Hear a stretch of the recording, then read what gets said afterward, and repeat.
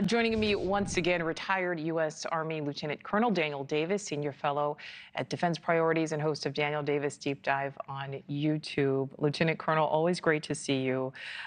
We've been talking about this every day. It seems to ratchet up. Hezbollah now firing, multiple rocket barrages into northern Israel. There's this back and forth. Is there any way this does not continue to escalate? I hear what the president said, that it's war is not inevitable, but in my reading of the situation, this is war. It's not that it's coming; it's upon us now.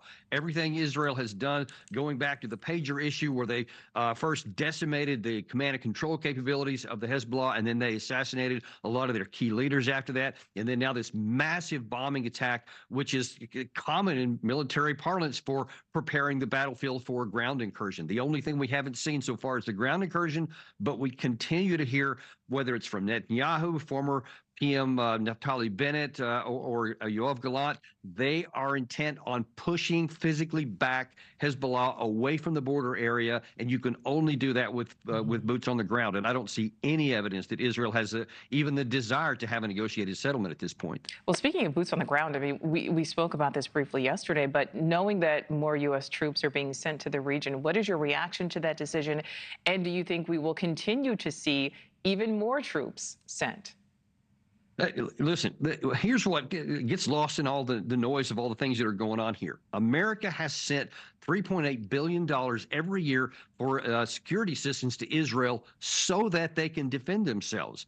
We should not be giving them this massive aid. And then some also think that we're supposed to give them physical fighting forces as well. The whole point is here that Israel has developed this premier fighting force in the Middle East, and they have.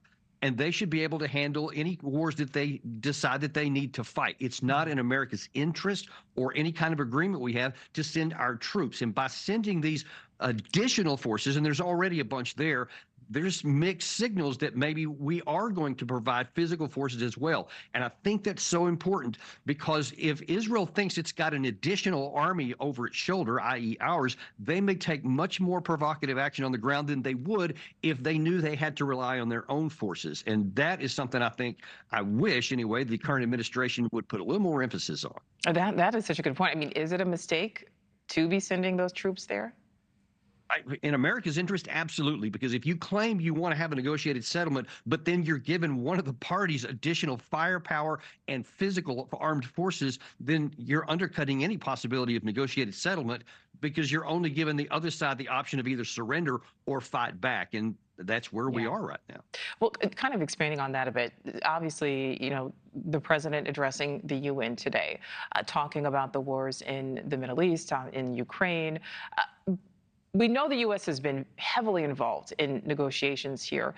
Is there more, though, that we should or could be doing? Well, listen, you have fundamentally two separate intents and desires. You have one on the Israeli side that desires a military solution. They want to destroy Hamas. And now, according to Naftali Bennett, just hours ago, they want to destroy Hezbollah. They don't want to negotiate a settlement unless it's an absolute capitulation, which they would be fine with. We, on the other hand, say we want to eliminate the possibility of an expanded war, but we're not willing to use any of our leverage, which is enormous, because without America's basically unconditional support in ammunition and weapons, Israel can't carry out this new incursion into there. And if we're not willing to use that leverage to say, no, we're not going to support a new war expanding, which could then draw in Iran, and then all bets are off on what could happen after that. It's not in America's interest to go down this path.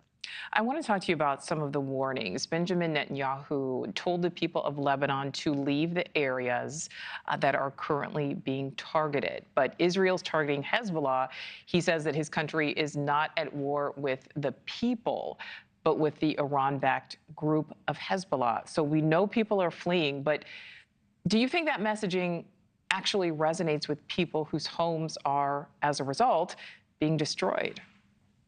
No, zero. It doesn't have any resonance at all. In fact, it just generates a lot of fear and it hardening of the position of the Lebanese people, who absolutely do not want a war. But if their homes are being destroyed, and all we have is the word of Israel that those, there's rocket launchers in the living room, as Netanyahu said earlier, or if it's just like what happened in the Gaza Strip, where they're just destroying infrastructure so nobody can live in the area. That's up to individuals to come to their own conclusions, but it's not going to resonate on the Lebanese side. I promise you that. All right, we will certainly see what happens next. Thanks so much for coming back, sharing your insight. Lieutenant Colonel Daniel Davis, thank you. Always my pleasure.